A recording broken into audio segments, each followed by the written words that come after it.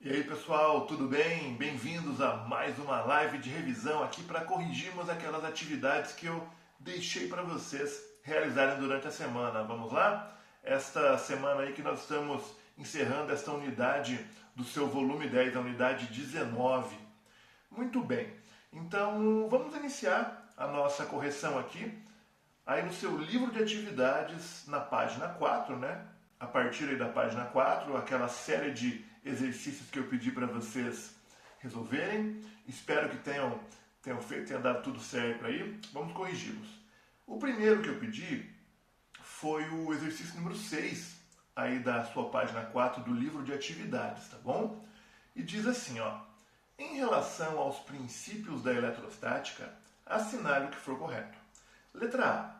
Não é possível saber a quantidade de carga final de cada corpo em um sistema eletricamente isolado quando ocorrer qualquer troca de carga. E aí, pessoal, será que não é possível? É falso isso, porque sim, é possível saber a quantidade final da carga do corpo se soubermos a quantidade inicial, né? Então isso é perfeitamente possível, tá bom? Então a letra A é falsa. Letra B. É possível saber a quantidade de carga final de cada corpo, mesmo em sistemas não isolados eletricamente. Aí não vai dar certo. Para que você saiba a quantidade final das cargas, é necessário sim sabermos a quantidade inicial, tá? Mas os sistemas precisam estar eletricamente isolados. Então, a letra B é falsa também. Letra C. Ao aproximarmos dois corpos e ocorrer uma atração entre eles, conclui-se que eles estão eletrizados com carga de sinais opostos. Tá certo isso? Quando eu aproximo dois corpos, eles se atraem. Então nós podemos já concluir de imediato que a carga deles ali tem sinais opostos? Não, pelo seguinte, claro que corpos com cargas de sinais opostos se atraem, sabemos disso. Só que tem um detalhe. Um corpo eletrizado e um corpo neutro também ocorre atração, né? Porque tem ali aquela polarização das cargas do corpo neutro. Então a letra C também é falsa, tá? Letra D. Quando apenas dois corpos isolados se repelem, pode-se afirmar que os dois corpos estão eletrizados? Certamente, porque para que aconteça a repulsão, é necessário que eles tenham cargas de mesmo sinal. Então precisam estar eletrizados. Então a letra D é correta, né? Vamos até anotar aqui já. A alternativa correta é a nossa letra D. Mas o que a letra E diz? A força de interação eletrostática entre dois corpos depende da quantidade de carga de cada um. Sim, depende. Ou seja, aquele que tem maior carga atrai ou repele o outro com força de módulo maior? Aí não, né? Porque nós sabemos ali da terceira lei de Newton, ação e reação, né? Claro que a força depende das cargas, tá? Depende sim. Lembra da formulinha? F igual a K, Q1, Q2 sobre D quadrado, né? Só que a força que vai aparecer ali nos corpos é a mesma, né? De um para um e para o outro, porque obedece, é claro, ação e reação, tá bom? Então, afirmação correta aí, a letra D, nesta questão número 6. Muito bem, podemos ir para a próxima. Próxima questão que eu pedi para vocês resolverem na semana é a questão 18, que diz assim, ó: duas cargas pontiformes, Q1 de 2 microcoulomb e Q2 de 6 microcoulomb, estão separadas pela distância de 30 centímetros no vácuo. Determine a força de interação eletrostática entre elas, considerando a constante ali igual a 9, 10 a nona. Isso é tranquilo, né, pessoal? É só aplicar aquela expressão que nós já conhecemos da força eletrostática, a lei de Coulomb, K, Q1 vezes Q2 dividido por D ao quadrado. Então vamos lá, quem é o meu K? 9, 10 a nona. Quem é a minha primeira carga? 2 micro. Micro vale 10 a menos 6. Segunda carga, 6 micro. Tudo isso dividido pela distância que é de 30 centímetros, só que é claro, eu preciso colocar em metro. Como que eu tenho certeza disso?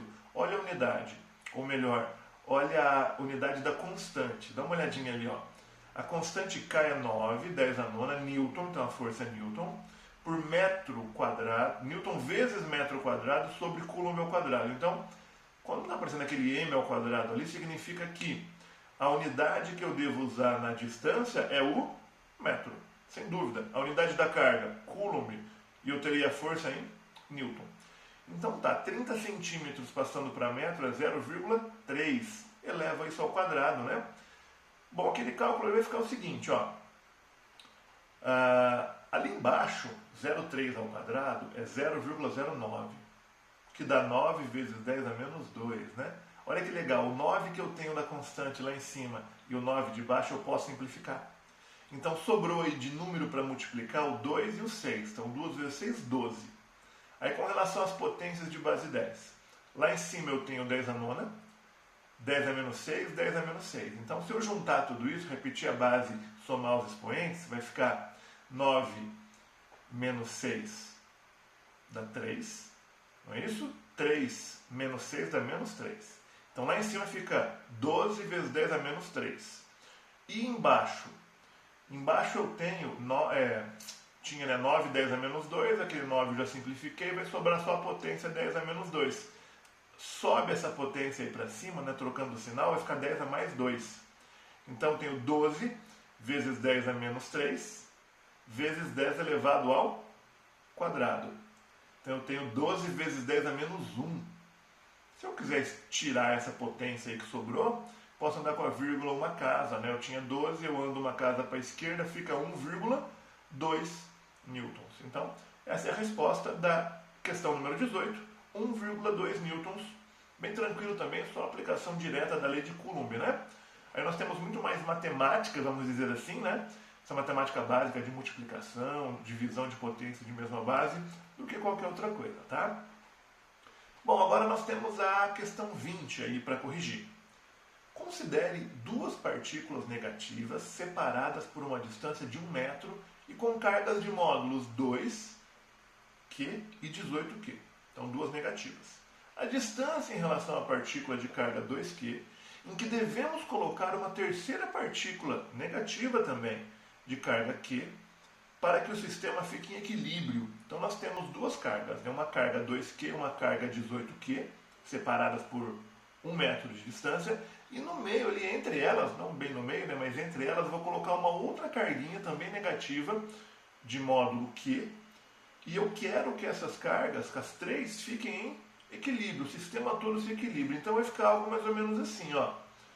Então a carga 2Q de um lado, a carga 18Q do outro.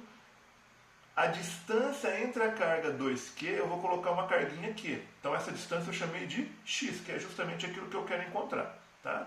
Como a distância total entre as cargas 2Q e 18Q é 1 metro, então se eu chamei de x a distância da carga 2Q até a carga Q, o que restou ali, né, da carga Q e da carga 18Q é 1 menos x. Tá?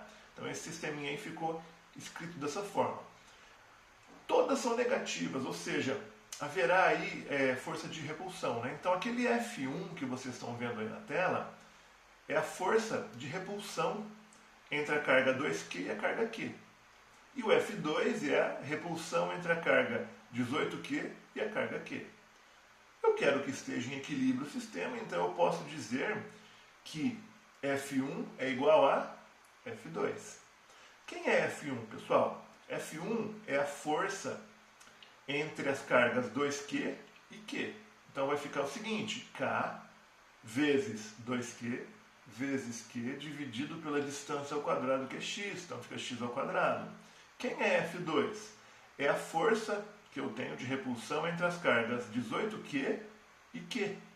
Então fica K, 18Q, Q, dividido por 1 menos x ao quadrado. Tá legal? Como está colocado aí na tela para vocês.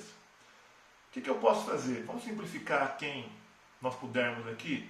As constantes, né? O K eu posso simplificar. O Q positivo e o Q maior, o Qzão eu posso simplificar. O Qzinho também. Então sobrou para mim 2 sobre x quadrado igual a 18 sobre 1 menos x ao quadrado. Vamos dar uma melhoradinha, vamos dividir todo mundo ali em cima, né? No caso os numeradores por 2. Então vai ficar 1 sobre x quadrado igual a 9 sobre 1 menos x ao quadrado. Eu simplifiquei ao máximo. Agora, para sair disso aí, para determinar o valor de x, o que eu posso fazer? Vou extrair a raiz quadrada dos dois lados da minha igualdade. Então, raiz quadrada de 1, 1. Raiz quadrada de x quadrado, x. Do outro lado, raiz de 9 é 3. Raiz quadrada de 1 menos x ao quadrado é 1 menos x. Aí ficou fácil. Só multiplicar cruzado, eu tenho 3x igual a 1 menos x, ou seja, x de um lado, número do outro, aquela coisa toda, o nosso x passa a valer 0,25 metros. Alternativa, letra A. E aí, acharam difícil essa? Um pouquinho mais trabalhosa, né? Mas, em termos de física e a parte física da coisa, vamos dizer assim, o importante é você fazer aquele esboço ali no início com precisão, né? A distância, quem você vai chamar de x, onde você vai colocar essa carga, para que você não confunda ali aquelas forças que estão atuando. Tá? Depois de feito isso, é só colocar aí na expressão matemática, na nossa lei de Coulomb, igualando as forças, tá bom? Temos mais? Sim, temos mais. Temos aí a questão número 23. O módulo de campo elétrico a 30 centímetros de uma carga pontiforme é igual a 5×10⁵ Newton por Coulomb. Esse é o nosso campo elétrico. Determine o valor da carga geradora do campo elétrico. Então eu tenho uma carga que vai gerar um campo elétrico ali ao redor dela, né? A gente sabe disso, como que funciona essa coisa aí, né? A gente faz aquela analogia da carga, o campo elétrico ao redor com o próprio campo gravitacional gerado por massas, né? Como que eu resolvo isso, pessoal? Bom, campo elétrico gerado por uma carga pontiforme é K vezes Q dividido por D quadrado, tá bom? Quem é o campo elétrico? Ele me deu 5×10⁵. Quem é o K? 9×10⁹, é a nossa constante. A carga, estamos procurando. E a distância é de 30 centímetros, lembrando que eu tenho que passar isso para metro. Então fica 0,3 ao quadrado, né? Aquele 0,3 ao quadrado, o que eu faço com ele? Vai ficar 0,09, ou 9×10⁻², né? Então a gente já consegue simplificar com 9 de cima, tá bom? Então quando eu isolar a minha carga Q, ela fica 5 vezes 10⁻⁶ Coulomb, ou 5 microcoulomb. Então essa carga de 5 microcoulomb vai gerar um campo elétrico a 30 centímetros no valor de 5×10⁵ newtons por Coulomb, conforme o enunciado do exercício colocou para nós. Bem facinho essa também, né? Foi bem tranquila. Vamos para a última questão aí da semana, né? Aquela questão, aquela lista de exercícios que eu peço sempre para vocês fazerem. Eu deixei 5, né? Claro que vocês devem estar fazendo mais, né? Vocês devem estar aí fazendo no mínimo uns 20, eu imagino, né? Mas vamos corrigir aqui essa última questão, é a quinta questão que eu pedi para vocês fazerem. 28. Impressoras de jato de tinta funcionam pelo envio sobre o papel de gotas de tinta eletricamente carregadas, que são aceleradas através de um campo elétrico. A gota é inserida em uma região onde há um campo elétrico uniforme, criado por duas placas paralelas carregadas, conforme mostrado na figura ao lado. Uma olhadinha para o lado. E é acelerada para a esquerda. Tá. Uma gota de massa 10⁻⁶ kg adquire uma aceleração de 2 metros por segundo ao quadrado, em um campo elétrico de intensidade 5 vezes 10⁻⁶ newtons por Coulomb. Considerando essas informações e desprezando a ação da gravidade, conclui-se que a carga elétrica da gota corresponde a o valor da carga elétrica daquela gotinha de tinta da impressora, que ela está solta ali, colocada num campo elétrico uniforme, né? Um campo elétrico de 5×10⁶ newton por Coulomb. Pessoal, bom, como é que a gente pode resolver isso aqui, hein? Ele me deu aceleração, ele me deu esse monte de coisa. Lembram da segunda lei de Newton? Força resultante é m vezes a. Neste caso, quem será a nossa resultante que vai atuar naquela gota? A resultante será a força elétrica, exatamente. Então, força resultante é m vezes a. No lugar da força resultante eu coloco força elétrica. Então fica força elétrica igual a m vezes a. Quem é a força elétrica? Lembram a relação que existe entre força, carga e campo? força elétrica é igual a Q vezes Z. Então fica Q vezes Z igual a M vezes A. Quem que eu quero determinar? Eu quero a carguinha Q. Então eu posso isolar essa carguinha, né? Então a carguinha Q fica MA sobre o campo elétrico. Massa, 10 a menos 6. Todo mundo aí está no sistema internacional bonitinho. Aceleração, 2. Campo elétrico, 5, 10 elevado a sexta. Fazendo aqueles cálculos ali, fazendo a divisão, 2 por 5 também repete a base, subtrai os expoentes, né, potências de base 10 ali. Nós teremos uma carga no valor de 4 vezes 10 elevado a menos 13 coulomb. Esse é o valor da carga que nós temos naquela gota, né, de massa 10 a menos 6 quilogramas. Gente, difícil isso? Não, né? Tenho certeza que vocês mandaram muito bem aí durante a semana. Continuem assim, tá bom? Continuem se dedicando aí nos estudos. Nós estaremos aqui para ajudá-los, para auxiliá-los, sempre com videoaula, sempre corrigindo as atividades. E nos encontramos então na próxima videoaula no SPE com você. Um grande abraço, fiquem bem. Tchau, pessoal!